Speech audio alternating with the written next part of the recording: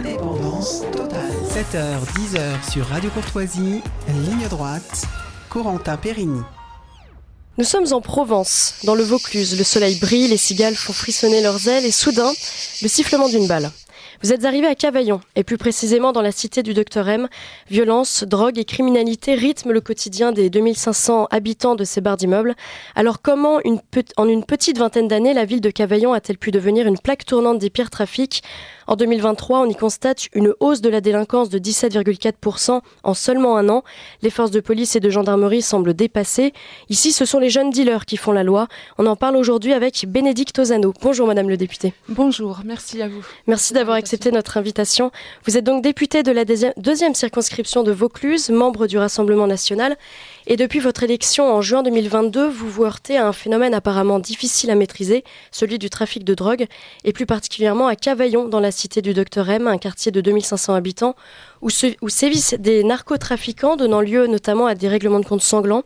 Alors on parle beaucoup des quartiers nord de Marseille, qui ont un peu acquis le monopole du trafic de drogue, mais depuis quelque temps, Cavaillon est devenu une plaque tournante de ce trafic de drogue. Pourquoi Cavaillon ? Alors Cavaillon, vous avez raison, c'est une petite ville tranquille. Enfin, ça devrait rester une petite ville tranquille de 27 000 habitants. Elle a une cité, hélas, défavorablement connue qui s'appelle la cité du Dr M, qui compte effectivement 2500 habitants. Et sans remonter trop loin, depuis 2019, les pompiers qui venaient en intervention dans la cité Cavard se sont fait caillasser. Et en 2021, il n'y a pas eu de moins de 10 actes graves, fusillades, etc., ce qui a amené Gérald Darmanin à rendre visite à Cavaillon. Pourquoi c'est devenu une plaque tournante de la drogue ? Parce qu'elle est située sur un point stratégique, si vous voulez, entre Marseille et Lyon, avec un axe autoroutier pas très loin, et je suppose que ça facilite grandement le travail des trafiquants. D'accord. Les habitants sont excédés, impuissants surtout. Que vous disent-ils en général ? Quels sont leurs témoignages ? Alors, ils se sentent pris en otage et en fait, ils ont très peur d'être un jour une victime collatérale, ce qu'on appelle une balle perdue, puisqu'il y a des règlements de compte et il y a eu des morts. C'est vraiment quelque chose de récurrent, ça arrive très souvent.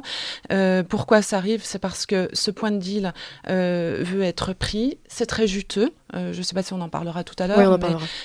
C'est très juteux et donc il est à défendre. Et de ce point de vue, eh bien, il y a des règlements de compte. Une présence, enfin, on vous avait demandé effectivement dans plusieurs interviews quels seraient les moyens à mettre en œuvre pour essayer d'endiguer ce phénomène. Vous aviez évoqué une présence policière plus accrue et je crois que le maire de Cavaillon avait fait cette réclamation. Est-ce que ça a changé depuis ?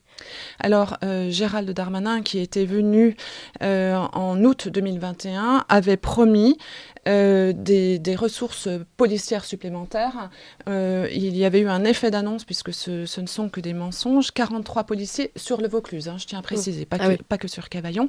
Et en fait, non, ce n'était plus que 16 au final, toujours répartis sur le Vaucluse. Donc, il n'y a pas que Cavaillon. Carpentras est une ville aussi gangrénée par le trafic de stupes.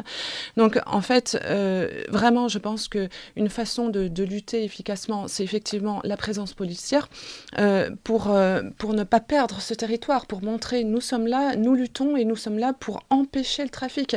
Parce que les consommateurs auront plus de mal à se rendre sur un point de deal lorsqu'il est très surveillé et lorsque la présence policière est très présente, en fait. Alors, le délégué départemental d'Alliance, le syndicat de police, David Fiorentini, dit que le problème, c'est que cette fermeté n'est pas pérenne. L'excuse de minorité, le manque de places de prison et d'effectifs de police, ainsi que la saturation des services d'enquête, nous ramène rapidement à une autre réalité.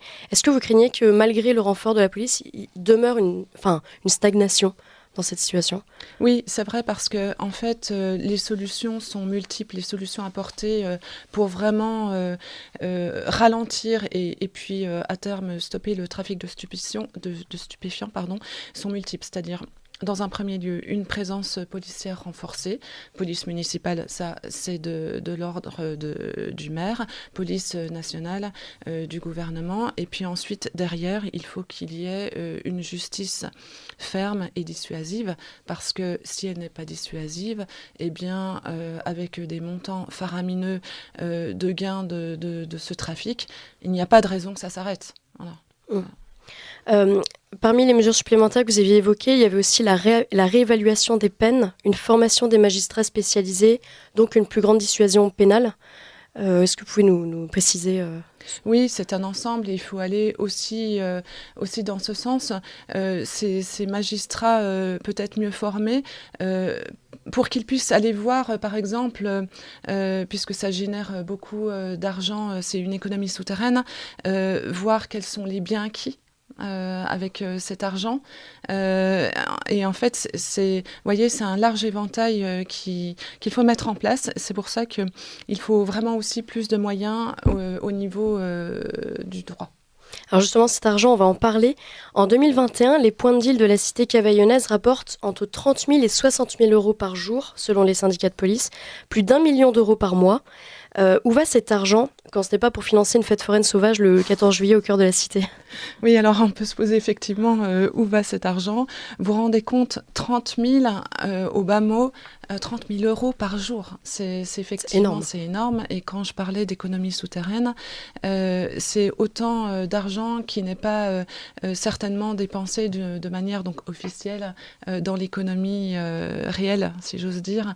Donc oui, où va cet argent? Et vous avez raison, cet été, c'était le 13 juillet, une fête est organisée au sein de la cité, de la cité du Docteur M, avec des structures gonflables, une piscine, un barbecue et j'en passe.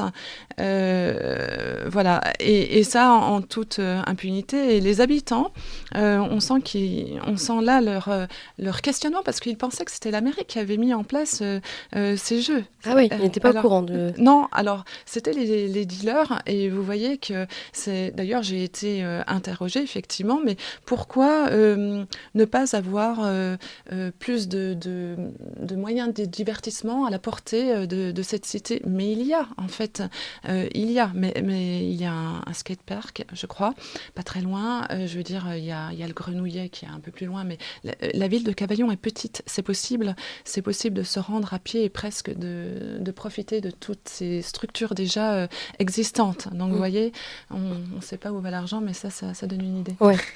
Alors pour la petite histoire concernant la montée des violences dans cette cité, c'est en 2021 que tout a basculé lorsque les deux frères qui tenaient le trafic de drogue dans ce quartier ont été neutralisés, l'un arrêté par la police, l'autre tué lors d'un règlement de compte.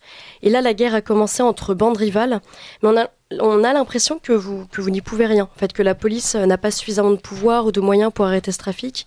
Que comme dans un tas de quartiers, à Avignon, à Marseille, à Carpentras, on attend le point de rupture, lequel on ne sait pas, parce qu'on a l'impression quand même d'avoir dépassé un certain nombre de points de rupture, pour envoyer la cavalerie. Alors ça dépasse les frontières de Cavaillon, puisque le 3 janvier dernier, c'est à Montpellier qu'un homme de 36 ans, décrit comme un chef de réseau de la CTM, a été abattu par balle au moment de prendre sa voiture. 15 impacts dans le corps, sans parler des victimes collatérales de cette étudiante, par exemple, tuée par une balle perdue chez elle. On a évoqué les mesures qui seraient utiles et urgentes de prendre, mais craignez-vous qu'à terme, les habitants finissent par se faire justice eux-mêmes ? Alors vraiment, ça serait pas du tout la solution pour ces habitants. Je comprends qu'ils soient vraiment excédés. D'ailleurs, si je ne dis pas de bêtises, Gérald Darmanin n'a pas voulu les rencontrer lors de sa visite en 2021. Pourquoi ? Alors, je ne sais pas. Alors, on va dire peut-être qu'il avait un emploi du temps très chargé, n'est-ce pas ? Mais en attendant, je pense qu'il faut entendre cette souffrance de ces habitants et la peur surtout. Parce que, comme vous le disiez, un jour, une balle perdue, ça peut être un petit qui jouait par là. Et effectivement, ça serait vraiment un désastre. Et effectivement, on a l'impression d'avoir atteint déjà des sommets et rien ne se passe. Si les situations, effectivement, les solutions ne sont pas mises en place d'une manière pérenne, ça ne va pas changer.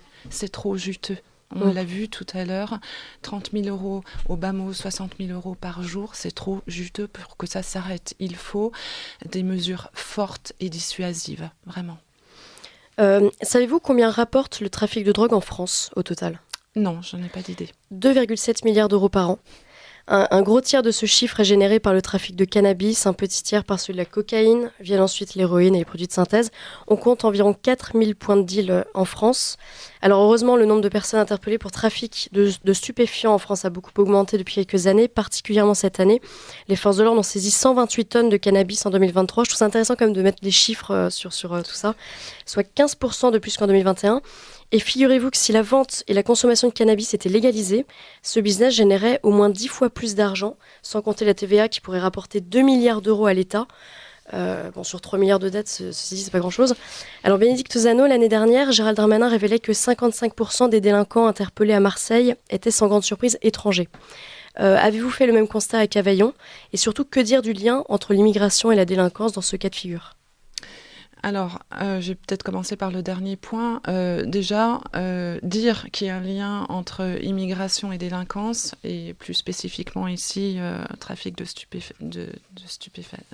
produits illicites, déjà, c'est poser une première pierre et c'est compliqué à faire admettre au restant des politiques. Mais de plus en plus, certains osent le dire et c'est déjà une bonne chose.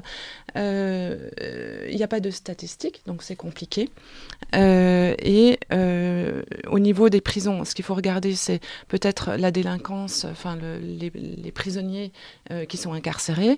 Et là, je crois qu'au niveau des étrangers, cela représente 2 tiers des détenus.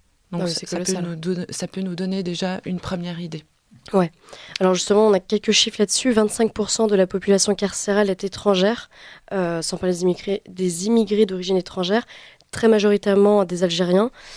Surreprésentation des étrangers dans les statistiques de la police et de la justice. Nous disions tout à l'heure avec l'exemple de la ville de Marseille. Environ 60% de la population carcérale en France, c'est-à-dire 40 000 détenus, peuvent être considérés comme de culture ou de religion musulmane. Enfin bref, tous les chiffres nous indiquent effectivement qu'on a un petit problème d'immigration et de délinquance. Est-ce qu'il y a d'autres points de deal aussi conséquents dans votre circonscription ?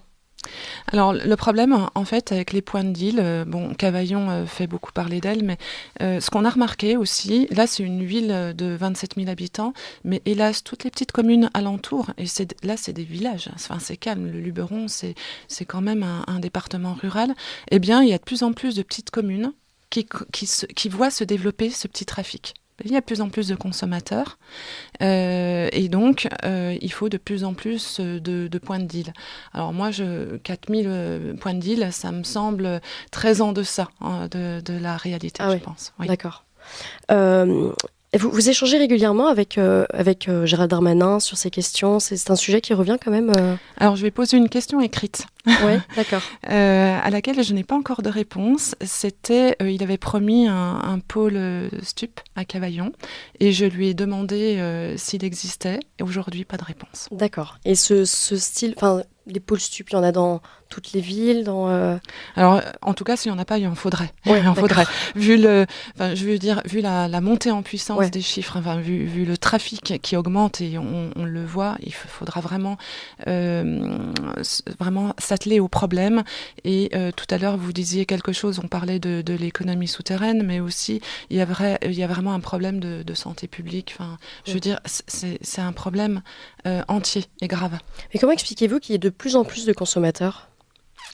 Alors, si tant est qu'on puisse trouver une explication. Oui, alors il faudrait faire une étude peut-être sociologique, mais alors je pense que plus il y a de consommateurs, plus le prix des produits sont intéressants et abordables. En fait, là, on est dans un cercle vicieux et les jeunes sont peut-être très tentés par ça. Vous parliez tout à l'heure de rendre légal le cannabis. Moi, je pense que je pense pas que ça soit une bonne idée parce que justement, on voit que ça peut être une porte d'entrée. Je dis pas que c'est la porte d'entrée, mais une porte d'entrée. Et parce que après, il y a un phénomène d'accoutumance, on le sait très bien. On commence par prendre du cannabis, mais après, ça suffit plus. Donc, on augmente, on va vers une drogue un peu plus dure, etc., etc. Donc, voir si ces drogues sont très attractives, du coup, leur effet en groupe, ça peut commencer comme ça. Ouais. Notre jeunesse est à protéger. Et est-ce que cette surconsommation a des conséquences directes sur le quotidien des habitants de la cité, ça on en a parlé, mais de façon générale dans l'insécurité à Cavaillon, est-ce que vous pensez que c'est lié à ce trafic ou est-ce qu'au-delà de ça, en fait, il y a un problème d'insécurité beaucoup plus global Alors, c'est vrai qu'un trafic de drogue qui rapporte autant est lié certainement aussi à un trafic d'armes. D'ailleurs, des armes lourdes, puisqu'il y a des tirs à la Kalachnikov. Donc on voit bien que quand même c'est pas anodin. Là on est dans des armes de guerre, donc peut-être qu'il y a des caches. On le sait aussi que ça va avec. Vous voyez, il y a beaucoup à faire. C'est pour ça qu'il faut vraiment réduire ce trafic. Alors je vais vous poser une question en fait qu'on se pose généralement lorsqu'on entend ce genre de témoignages. Comment se fait-il en fait qu'on n'en voit pas vraiment une escouade de police, des descentes dans les cités, tout ça, c'est vraiment impossible à imaginer, à organiser? Non, je pense pas que ça soit impossible. Je pense que effectivement il faut le faire. Alors là, la politique de la ville, c'était de donner beaucoup d'argent parce on était persuadés, quand je dis on, c'était le gouvernement. Hein, d'ailleurs, c'est énorme aussi là pour les réhabilitations de ces tours. On s'est dit on va les détruire, on va supprimer et voilà. Mais je pense que avant peut-être de faire ça, il aurait fallu faire ce qu'on appelle des descentes assez musclées. Je pense que nos forces de l'ordre le font régulièrement. Voilà, de tout visiter et de vérifier les caches possibles d'armes et de drogue. Et alors vous avez échangé avec le maire, j'imagine, avec les habitants. Est-ce que vous avez, j'imagine que oui aussi, vous avez échangé avec la police municipale, nationale, et eux, quelles sont leurs remontées ?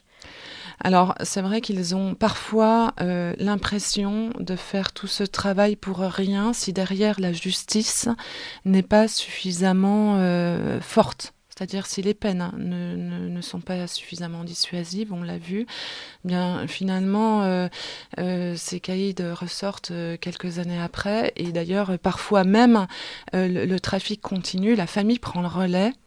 Quand il s'agit de fratrie. Donc, je dis pas que c'est le cas sur Cavaillon, mais on sait que ça existe. Donc, voilà.